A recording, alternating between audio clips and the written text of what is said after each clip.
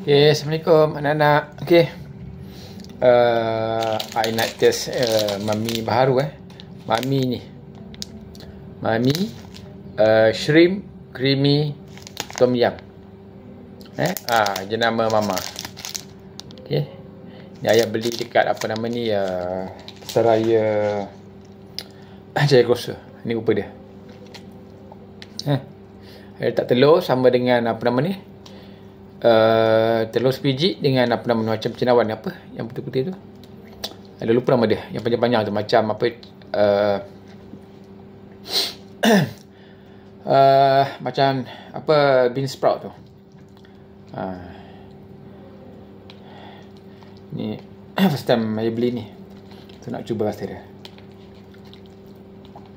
Sini tengah hujan kat luar tu, jadi apa, cuaca agak sejuk. Ini kalau cuaca sejuk ni memang kena makan benda-benda yang panas. Itu je cara dia. Benda yang panas dan supi, berkuah, bau sedap. Macam mana rasa, kita try tengok. Macam mesra dulu. Bismillah. Lipat je semua anak-anak.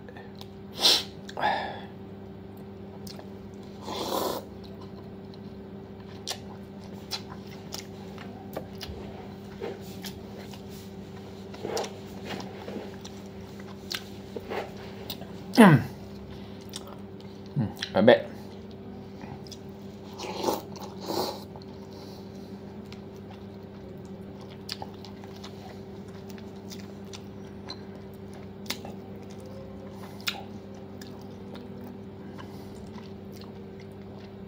Nak pakai Maggi ke apa ke, pastikan menu diet kita tu lengkap.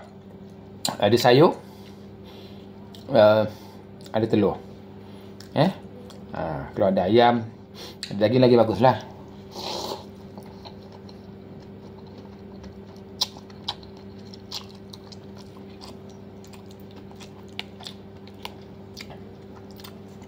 Orang cakap ada karbohidrat, protein dan juga sayur. Mau seimbang makan kita. Jangan makan kosong saja. Okey.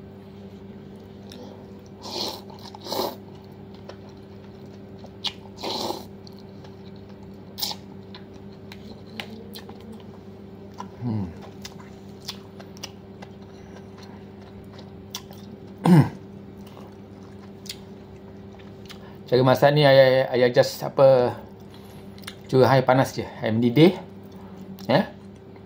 dalam bekas ni. So kalau nak pergi mana-mana bercuti ke, next time masa bujang bawa, senang. Beli je Maggi sini Kalau makan yang beli yang cup ni tu macam tak apa, puas sikit, portion sikit. Ini korang nak tak telur pun senang, sayur pun senang. Letak sayur yang mudah masak lah. Jangan apa sawi tu tak boleh. Yang mudah masak. Macam apa, toge, macam tu lah.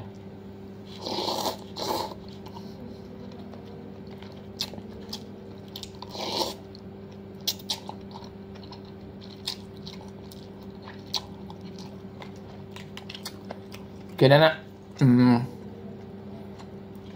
sekejap lah. Jumpa lagi nanti. Okay, Assalamualaikum, bye.